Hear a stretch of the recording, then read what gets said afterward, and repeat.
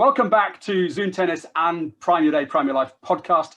Today, I'm going to ask you whether or not you see everything you should see.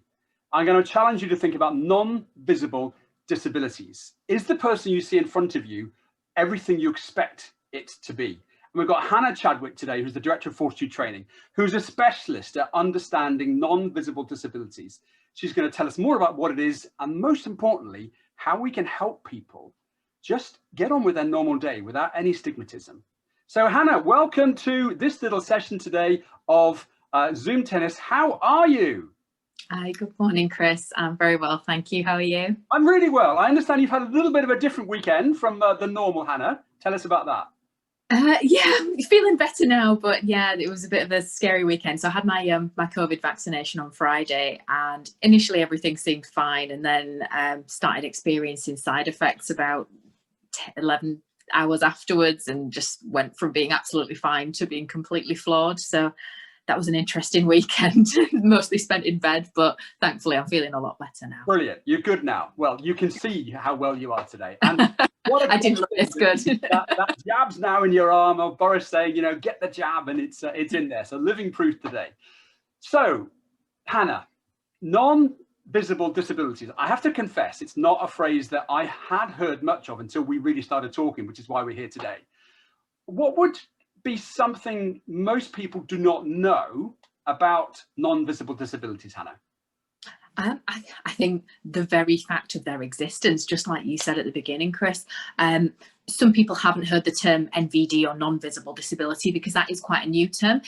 Even me myself, as being somebody who's living with a condition, I used to really identify myself as having a hidden disability, because obviously it's a condition that you can't see. Mine being aplastic anemia, so it's a form of bone marrow failure, and I've also got something called a PNH clone, which is paroxysmal nocturnal hemoglobinuria, which you can see why I just call it PNH, because it's much easier. A lot easier. But yes, it's a funny one because people prefer to identify in different ways. So some people don't like the term hidden disability because it can almost imply that you're hiding it in some way, you're trying to conceal it, and that's certainly not the case. I'm very open about my condition, and that it's more helping other people to understand what I'm living with and how they can help. Some people prefer the term less visible disability, but again, that can make people feel that if your condition, like mine, is one that you completely can't see, then where does that leave you? Do you fit within the definition or not? Lots of people identify in different ways. Some people call it an invisible disability, but again, that can cause offence because it can make people feel like, well, it's as if you're saying it isn't really there at all. So it's just trying to use the most sensitive language so that you're not causing offence to people that are living with these conditions. Okay. I'm just going to pass one question back to you today, just in terms of your own experience with dealing with this, Hannah. How do you politely, but with authority, deal with that stigmatism that perhaps comes to you with a lack of knowledge or a lack of awareness as to putting themselves in your shoes? I think it's just trying to, I've always been somebody that tries to educate people and do it in a sensitive way. So I appreciate that people looking at me won't assume that I have a condition or a disability. Even going back to the COVID vaccine, when I went for my vaccine, and you could see the nurse was kind of looking at me and she's thinking, everybody else in here is older. And I could see the cogs turning in her head as she was trying to find a polite way of basically saying, what's wrong with you? Why are you here? But I try not to take offence to that, because I appreciate that I am a bit of an anomaly and I'm not what most people would expect when they think of as a disability. We think of the symbol, the blue circle with the wheelchair. That's what we've been trained to believe as constituting a disability. So I just try and lead with empathy and understand that they might not realise that I have a condition and that it falls within the definition of what constitutes a disability in the Equality Act, and trying to educate people in a way that's not not bashing them, or not feeling like you're bashing them over the head with information, but just trying to be informative and helpful, really. Okay, question back to me, Hannah, I guess, in terms of maybe something that I've learned about our conversation and how I could apply that to some other people. Well, yeah, now that we've spoken a bit more, Chris, and you've got more of an understanding of what an NVD is, how, as somebody who deals with people through, helps people through coaching, how do you think you'd be able to help your audience now that you've got this information? I summarized it, I think, in my 2020 sort of summary, was be less judgmental. And just because you see something, it doesn't mean to say that that is true. And if we can, as in humanity, is to take a step back, look at the whole picture and perspective, and just accept what we see, as opposed to making an opinion about it or having a preformed bias about what we expect. And that's the trick as leaders and people, is just to try to walk in the other person's shoes, or Stephen Covey says, seek first to be understood before you can be understood. That's not right, is it? Seek first to understand before you can be understood. I knew what you meant. But absolutely. I watched a wonderful TED talk last weekend, a guy called Nick Vujicic, and he was born with literally no arms and a chicken drumstick for a leg.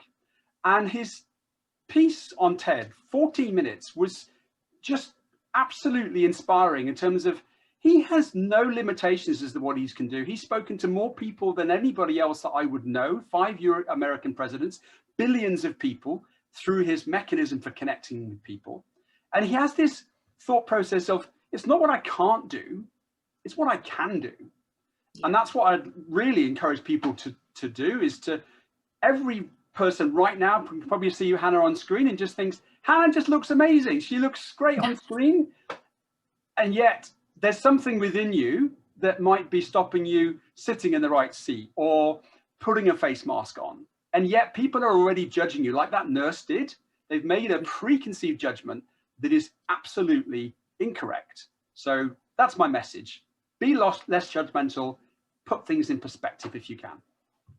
Yeah. And then that just helps people in so many ways when you take the time to just open your mind. It really just makes the world of difference as somebody, speaking as somebody that's been in that position. Okay, so final little salve of rally here. What can we do as business leaders to support anybody that we know or we come across in our employment that has an NVD or a non-visible disability? I would say educate yourselves first and foremost, because if you're not even aware of NVDs and their existence, then how can you possibly start to help other people? So whether it's, I do training workshops on it, there are other providers who do training workshops on it.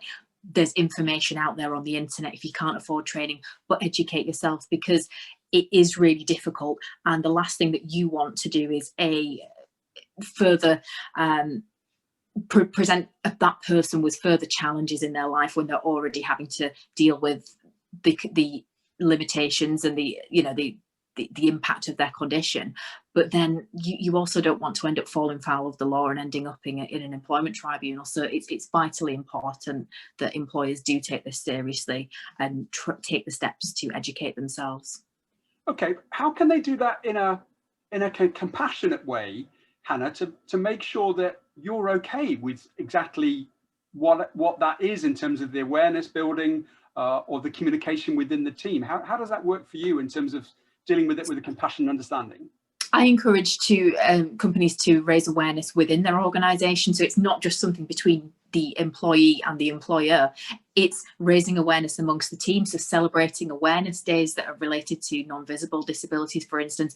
And also I offer something to my clients, which is a non-visible disability tracker. So it's basically an entire booklet that you sit and go through with the line manager and the employee, or the HR manager and the employee, and you assess, what's this person's condition? How does it impact them? What adjustments could we make as an employer to support that person through this journey? When are we going to review it? Documenting everything so it's all in one place. But it makes sure that opportunity to provide that support isn't missed, because that's what happens so often, and that's what lands people in trouble with the law, is because they miss the opportunity to help people because they themselves don't realise that actually this person's condition does does fall within the definition of a disability under the Equality Act. Therefore, they are afforded the same protection that the law provides, and we need to be complying with the law. Otherwise, we're effectively guilty of disability discrimination. Sure.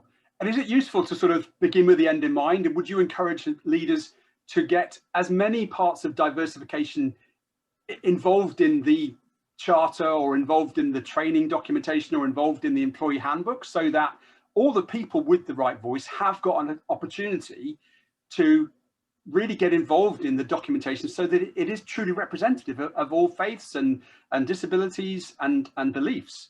Absolutely. You want it to be as representative as possible. And I think in any kind of process that you're looking to change, the worst thing that you can do is look to change the process, but not ask the people that it affects. Absolutely. And the people that are dealing with it. So yeah, you definitely need that input. It's vital if you want it to be a success. If you just want something that, you know, to implement because you can tick a box to say you've done it, then fine. But you'll probably find further down the line that there are gaps and that it doesn't quite fit the need. So yeah, absolutely.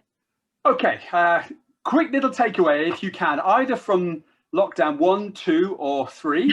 How does Hannah Chadwick stay sane in this world that we live in at the moment? Oh, I don't know.